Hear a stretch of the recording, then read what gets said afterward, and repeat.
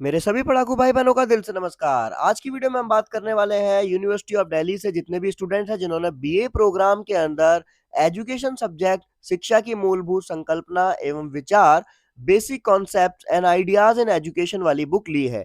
तो इसमें हम लोगों ने लास्ट टाइम पर डिस्कस किया था लेसन नंबर 1 के अंदर। लेसन नंबर 1 में हमने सारी की सारी चीजें अभी पहले से ही डिस्कस कर ली है ऑलरेडी कि एजुकेशन से आप क्या समझते हैं, उसका क्या अर्थ है, उसका उद्देश्य क्या है, उसकी प्रक्रिया क्या है और औपचारिक, अनौपचारिक, निरौपचारिक जो भी शिक्षाएँ होती हैं उनमें क्या अंतर होता है, वो सब हम यहाँ पर अच्छी तरीके से पढ़ चुके हैं। यानी कि 20 नंबर आपके यहाँ पर जो है 101% जो है आपके आने की संभावना पूरी हो जाती है। क्योंकि वही क्वेश्चन आपका हर बार पूछा जाता है और आप आराम से अगर ना आपने लास्ट वाली वीडियो देखी है तो आपके 20 नंबर पूरे आ जाएँगे। अब आगे हम लोग देखते हैं कि सबसे पहले जो हमने लेसन नंबर 1 कंप्लीट किया, अब लेसन नंबर 2 के अंदर क्या-क्या बताया गया है। लेसन नंबर 2 में हम देखते हैं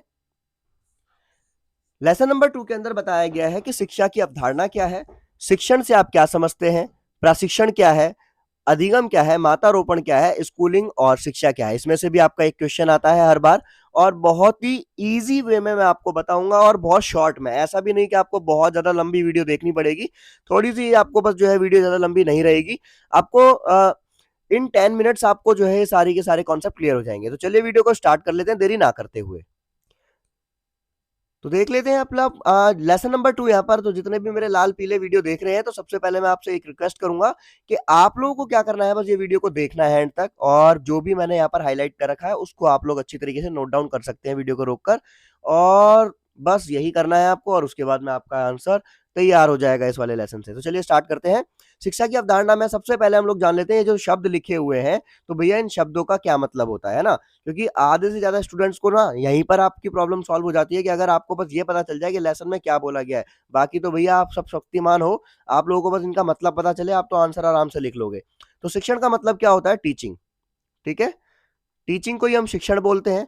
प्रशिक्षण का मतलब क्या है कि जब हम कभी भी ट्रेनिंग की बात करते हैं तो ट्रेनिंग का मतलब क्या है? प्रशिक्षण है। अधिगम का मतलब क्या होता है? इसको हम इंग्लिश में बोलते हैं लर्निंग, यानी कि सीखना।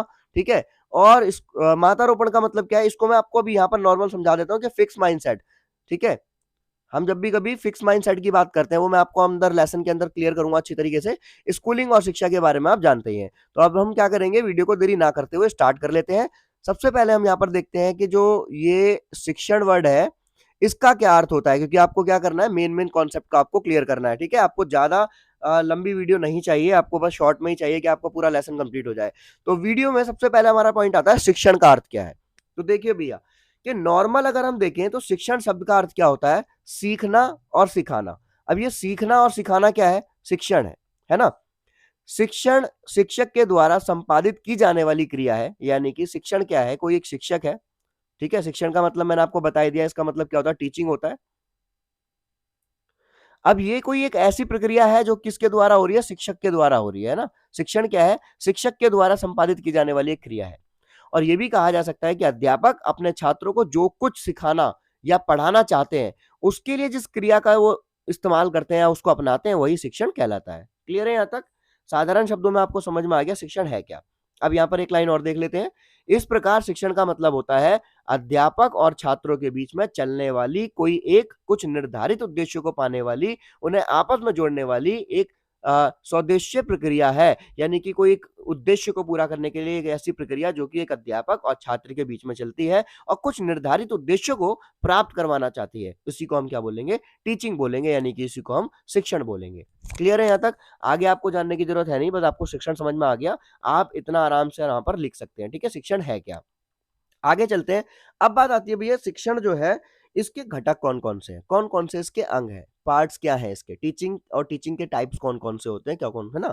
तो ये जो हमने पहली वीडियो देखी थी ना भैया, जो आपने हमारी सबसे पहली वीडियो देखी थी एजुकेशन वाले टॉपिक की, उसके अंदर बताया गया है। देखो, व्यापक अर्थ में शिक्षण का स्वरूप जो है वो औपचारिक होता है, अनौपचारिक होता है, निरौपचारिक होता है और ये चाहे डायरेक्ट हो या इनडायरेक्ट हो, यानी कि प्रत्यक्ष हो या अप्रत्यक्ष हो, दूरवर्ती किसी भी प्रकार का हो सकता है। तो जो हमने फर्स्ट लेसन में पढ़ा था ना भैया, तो वही सब चीजें यहाँ पर बता रखी है कि एजुकेशन के जो प्रकार है, क्या औपचारिक, अनौपचारिक, फॉर्मल, इनफॉर्मल, जो हमने पढ़ा था वही सब इसके घटक कहलाते हैं। ठीक है, तो अब शिक्षक के घटक आपको समझ में आ गए, शिक्षण के घटक कौन कौन से होते हैं।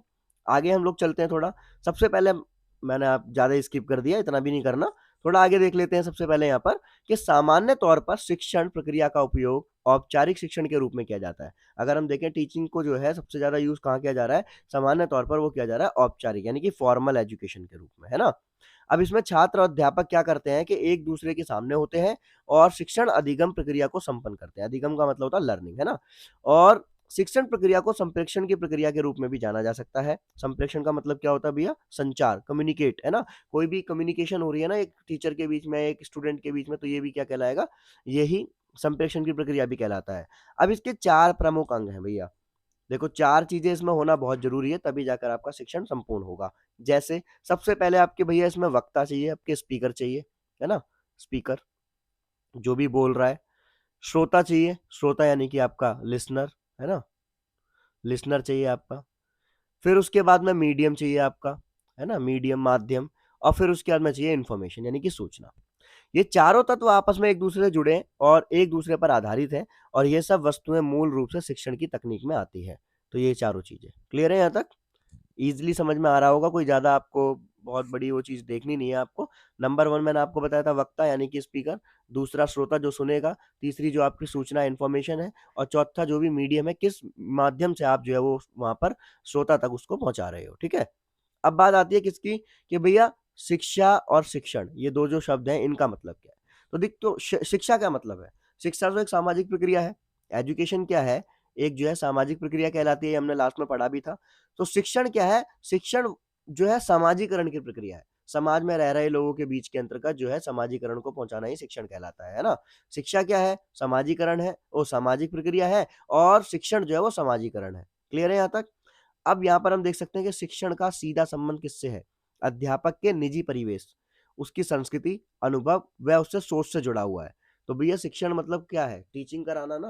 तो किसी भी प्रकार की जो टीचिंग कराते हैं तो अध्यापक का जो परिवेश है, उसकी जो संस्कृति है, उसका जो अनुभव है, इन सभी चीजों से जुड़कर जो है शिक्षण तैयार होता है। अब यहाँ पर हम लोग ये भी जान सकते हैं, देखो आप जो है ये बता सकते हो कि भैया जिद्दू कृष्ण मूर्ति के अनुसार, ये आप जो है किसी भी जो फिलोसफी यहाँ पर बोली गई है किसी के भी द्वारा, कोई भी यहाँ पर जो है दार्शनिक है, तो उनके बारे में भी आपको लिखना है। अब इन्होंने जिद्दू कृष्ण मूर्ति ने क्या बोला, इन्होंने कहा भैया कि शिक्षण से अभिप्राय क्या है कि बच्चों में निडर होकर प्रश्न पूछने की क्षमता का विकास करना।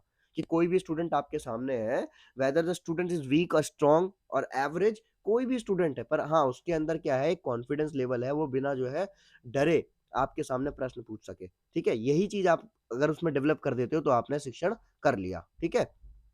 अब शिक्षण को केवल कक्षा के भीतर की गतिविधि नहीं मानी जाएगी, ऐसा नहीं है भैया। टीचिंग का मतलब यही है कि तुमने सिर्फ जो है स्कूल के अंदर या फिर ट्यूशन के अंदर जो है बच्चों को आपने डेवलप कर दिया, बच्चों से जो है प्रश्न पूछे जा रहे हैं वो वहां बता रहे हैं, बल्कि अगर बाहर भी जाए बच्चा तो वो बाहर जाकर भी अपने व्यवहारिक जीवन को अच्छा बना सके, प्रश्न पूछ सके, समस्या का ज्ञान, समस्या का बोध कर सके, स्थितियों का जो है प्रशिक्षण कर सके, और निष्कर्षों पर पहुंच सके कि इसका क्या निष्कर्ष होगा, तर्क लगा सके। तो इन सभी चीजों को लेकर हम जो है शिक्षण के बारे में जानते हैं, ठीक है। तो ये तो हो गया आपका शिक्षण।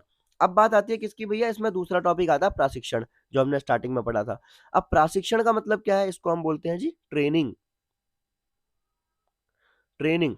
अब देखो प्रशिक्षण से अभिप्राय क्या है? मानव, पशुओं, चाहे कोई मनुष्य हो चाहे कोई पशु हो, भैया सिंपल सी बात है, ट्रेनिंग सबको लेनी पड़ती है ना। क्योंकि हम तो क्या हुआ, जन्म हुआ, और जन्म होने के बाद में हम लोगों को तो डाल दिया इस स्तर में, हमें तो खुद कुछ नहीं पता। पर धीरे धीरे जैसे ही हम लोग थोड़े से बड़े होते हैं तो हमें बताया जाता है कि भैया क्या कैसे करना है, कैसे नहीं करना है, ठीक है। तो यही सब हमारी प्रशिक्षण होता है, यानी कि ट्रेनिंग होती है। तो मानव हो या कोई पशु हो, इसमें किसी भी आदत, योग्यता, मनोवृत्ति को विकसित करने और उत्पन्न करने के लिए एक नियोजित प्रक्रिया होती है। उसी को क्या बोला जाता है, ट्रेनिंग बोला जाता है, यानी कि जिसको हिंदी में यहाँ पर लिखा गया है प्रशिक्षण बोला जाता है। क्लियर है यहाँ पर।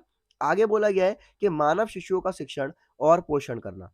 प्रशिक्षण मनुष्यों के व्यवहार के रूपांतरण और संशोधन से संबंधित है। हमारे व्यवहार के अंतर्गत जितने भी प्रकार के जो बदलाव है, संशोधन किए जाते हैं। तो संशोधन मतलब क्या होता है, बदलाव होता है ना। तो ये जितने भी बदलाव किए जाते हैं, कुछ भी चीजें हमारे अंदर चेंजेस की जाएगी, कोई आदत बदलनी है, कोई योग्यता को करना है, किसी मनोवृत्ति को आपको जो है डेवलप करना है, तो ये सभी चीजें जो है वो प्रशिक्षण में आती है। ठीक है भैया, आगे चल लेते हैं। तो आई होप आपको जो है वीडियो में सारे टॉपिक समझ में आ रहे होंगे अच्छी तरीके से, है ना। आगे चलते हैं, उसमें बताया गया, देखो यहाँ पर एक और लाइन दे रखी है कि प्रशिक्षण जो है वो किसी भी व्यक्ति को विशिष्ट निर्देशों, बार बार अभ्यास के द्वारा या पूर्व निर्धारित निश्चित ढांचे में डालता है। इससे विवेक, तर्क आदि का अपेक्षाकृत कम महत्वपूर्ण स्थान माना जाता है। तो कहने का मतलब क्या है कि भैया प्रशिक्षण का मतलब है कि किसी भी व्यक्ति के अंदर किसी प्रकार की एक स्पेशल जो इंस्ट्रक्शंस दिए गए हैं, किसी भी चीज़ का वो बार-बार प्रैक्टिस कर रहा है, तो उससे ही क्या होगा, वो अपने आप को जो है उस ढाँचे के अंदर ढाल लेगा ना। वो बोलते हैं ना, एक लाइन भी है, प्रैक्टिस मेक्स मैन परफेक्ट, है ना? तो इसको हम थोड़ा-सा करेक्ट कर लेते हैं कि right practice makes man perfect, क्योंकि अगर आपने प्रैक्टिस गलत स्टार्ट की है तो सिंपल सी बात है भैया, आप उसी में गलत में परफेक्ट हो जाओगे, है ना? तो इसलिए right practice makes man perfect. आगे चलते हैं। अब उसके बाद में हम चलते हैं आगे, थोड़ा-सा यहाँ पर देख लेते हैं। तो जो नेक्स्ट टॉपिक है आपका वो कौन-सा है? वो है भैया कि क्वेश्चन अगर आपको देखो यहाँ पर भी समझ में आ जाएगा, शिक्षण क्या है, प्रशिक्षण क्या है। इन दोनों को आप अच्छी तरीके से समझ लीजिए। हम इसमें ना रेड कलर ले लेते हैं, रेड या ऑरेंज, जिससे कि जो आपका थोड़ा-सा ज़्यादा विज़िबल हो, है ना? तो शिक्षण और प्रशिक्षण है क्या? इनका डिफरेंस आप अच्छी तरीके से समझ लीजिए, आपका प्रश्न तैयार हो गया। तो भैया इसमें बोला गया है कि शिक्षण का मतलब क्या है, कि शिक्षण मनुष्य की प्रवृत्ति और योग्यताओं के विकास और संशोधन की प्रक्रिया है। वहीं प्रशिक्षण का मतलब क्या है? देखो मैंने आपको पहले ही बताया था, शिक्षण मतलब क्या है भैया? टीचिंग। और प्रशिक्षण का मतलब क्या है? ट्रेनिंग। इसको समझ लेना अच्छी तरीके से। तो टीचिंग क्या है? टीचिंग क्या है कि जो भी मनुष्य है उसकी प्रवृत्ति और योग्यताओं के विकास के अंदर जो बदलाव लाता है, वो प्रक्रिया क्या कहलाएगी? टीचिंग कहलाएगी। और ट्रेनिंग क्या है? कि प्रशिक्षण किसी व्यक्ति को निश्चित ढांचे में डालने के लिए की जाती है। भैया आपको अगर अंग्रेजी सीखनी है तो आप क्या करोगे? उसका प्रशिक्षण लोगे, है ना? कहीं से भी। तो इसका स्वरूप जो है वृद्ध है, यानी कि बड़ा है, या औपचारिक, अनौपचारिक, गैर और निरौपचारिक तीनों रूप में हो सकती है। और प्रशिक्षण क्या है? इसका दायरा बहुत ही सीमित होता है, और भैया ये औपचारिक रूप से, यानी कि फॉर्मल तरीके से दी जाती है। क्लियर है ना? ये एक विवेकशील और तर्कपूर्ण प्रक्रिया कहलाती है। इसके अंदर तो बहुत ज़्यादा दिमाग लगाना पड़ता है ना। और ये क्या है, एक यंत्रात्मक प्रक्रिया है, कि एक मतलब टेक्निकली अगर हम बोल सकते हैं इसको, ट्रेनिंग को, कि भाई किसी भी फील्ड के अंदर जाकर, क्योंकि आप उस चीज़ के अंदर महारत नहीं है आपके पास, तो आपको वहाँ पर जो जैसा सिखाया जाएगा उसके बारे में आपको सीखना होगा, ठीक है? तो यहाँ पर आपको जो है टीचिंग और ट्रेनिंग के बीच में जो डिफरेंस दिखाए गए हैं, ये आपको समझना है बस, और कुछ नहीं समझना है इसमें। उसके बाद में आपका एक नेक्स्ट टॉपिक आता है भैया, अधिगम। अधिगम को हम इंग्लिश में क्या बोलते हैं? इसको हम बोलते हैं लर्निंग। ठीक है? अब आपको ये भी समझ में आ गया कि इस वर्ड का मतलब क्या है, लर्निंग है। तो अब आपको उसको समझना अच्छी तरीके से कि अधिगम शब्द का सामान्य शाब्दिक अर्थ क्या होता है? सीखना। यानी कि लर्निंग, अधिगम कहें, सीखना बोलें, सबका मतलब सेम होता है। मनुष्य में कुछ जन्मजात गुण होते हैं। अब बच्चा जैसे कि पैदा हुआ, तो भैया उसको, उसकी जो बॉडी है ना, पूरी की पूरी एक कंप्यूटर की तरह असेंबल्ड है। सब कुछ है उसके अंदर। उसके अंदर जो उसका ब्रेन है, वो उसकी हार्ड डिस्क है ना? और भैया जो उसकी सोचने की क्षमता है, उसकी रैम है। तो कहने का मतलब क्या है, उसके हार्डवेयर सॉफ्टवेयर पहले से इंस्टॉल्ड है, पर उसके अंदर कुछ चीज़ें अलग से डाली जाएगी, जो थर्ड पार्टी एप्लीकेशन जिसे हम बोलते हैं, या फिर जो सॉफ्टवेयर जो बाहर से डाले जाएंगे, इनबिल्ड नहीं है। तो वो सारी की सारी चीज़ें जो है वो बाद में मिलती है। जैसे बच्चा जो है अंगूठे को चूसता है, रोना, हंसना आदि, ये व्यवहारिक व्यवहार सीखे हुए व्यवहार नहीं है, बल्कि ये मांसपेशियों से उत्पन्न होने वाली वातावरण की प्रतिक्रिया है। ये तो बच्चे को ऑलरेडी पता है। भैया रोता है, वो अपने हाथ को देख उठा रहा है ना, आंखों को देख रहा है, मुंह से कुछ बोलेगा, रोएगा, तो ये तो उसको ऑलरेडी पता है ना, ये तो इनबिल्ड है। अब जब उसके अंदर उसको कुछ चीज़ें सिखाई जाएगी कि भैया मुँह से क्या बोलना है, आँख से क्या देखना है, हाथ से क्या पकड़ना है, तो ये क्या कहलाएगा? ये आपकी लर्निंग कहलाएगी। अब भली-भाँति जानकर, समझकर, विचार-विमर्श करके योग्य होना, या फिर सीखी हुई बात पर वस्तु को जीवन में व्यावहारिक रूप में ढाल लेना, और उसके अनुसार व्यवहार में बदलाव लाना ही अधिगम कहलाता है। ठीक है? आपने क्या करा, अपने व्यवहार के अंदर जो भी आपने चेंजेस लाए, उसी को हम क्या बोलेंगे? अधिगम बोलेंगे। इस प्रकार कहा जा सकता है कि अधिगम का अर्थ क्या होता है? सीखा हुआ व्यवहार, कि आपने जो भी सीखा, आपने उस चीज़ को अपने व्यवहार में लाया, इसी को हम अधिगम बोलते हैं, यही हमारी लर्निंग है, इसी को हम हिंदी में सीखना बोलते हैं। क्लियर है यहाँ तक? अब आगे चलते हैं ज़रा इसमें। सीखने की प्रक्रिया को प्रभावित करने वाले कारक। तो देखो भैया, यहाँ पर मैंने क्या बोला था, कम शब्दों में हमें समझना है ना। सीखने की प्रक्रिया के प्रमुख रूप से निम्नलिखित अंग है, जैसे सीखने वाला, सिखाने वाला, सीखी या सिखाई जाने वाली कोई बात, सीखने या सिखाई जाने वाली कोई विधि, यानी कि टेक्निक कौन सी हमें यूज करनी है ना। तो इसमें यहाँ पर आपको देखो, यहाँ पर दिख रहा है कि सीखने के रूप कौन कौन से हैं। तो भैया पहला है आपका तर्क, यानी कि चिंतन परक अधिगम, और दूसरा है आपका गतिविधि, यानी कि अनुभव परक अधिगम। इन दोनों के बारे में भी आपको जानने की ज्यादा जरूरत है नहीं है, क्योंकि मैंने आपको बताया था नॉर्मली हमें बस इसमें से जो ऊपर हमें पढ़ना था वो हमने पढ़ा दिया आपको। शिक्षण और शिक्षा उसके अंदर क्या वो है। हाँ, ये आपका क्वेश्चन इंपॉर्टेंट है, मातारोपण। अब मतारोपण, सॉरी, है ना? मतारोपण जो है ये टेक्निक क्या है, इसको हम क्या बोलेंगे, ये है क्या? इसको मैं तुमको देखो बहुत अच्छे शब्दों में समझाता हूँ। एक होता है ना, जैसे कि भाई आपके सामने कोई बंदा बैठा है, आपने उसको कुछ समझाया, तो उसने कहा हाँ जी भैया बिल्कुल ठीक है, वो सीख गया और उस चीज को उसने मान लिया। पर दूसरा बंदा बैठा है जो ऑलरेडी किसी चीज को मानकर बैठा है, ये ऐसी ही है, और उसको आप कितना भी सिखा रहे हो, पर वो अपने मानसिक प्रक्रिया पर जो है बिल्कुल भी प्रभाव नहीं डाल रहा और वो वैसा का वैसे ही सोच रहा है। तो कहने का मतलब क्या है, वो कौन सी प्रक्रिया होती है, वो मतारोपण होती है। अब मतारोपण जो है ये क्या है, देखो इसमें समझते हैं हम। मतारोपण एक ऐसी प्रक्रिया है जो मनुष्य की सोच समझकर निर्णय लेने की क्षमता को प्रभावित करती है। यह मनुष्य को एक निश्चित दायरे में ही सोचने के लिए बाध्य करती है। जैसे रूढ़िवादी सोच, है ना?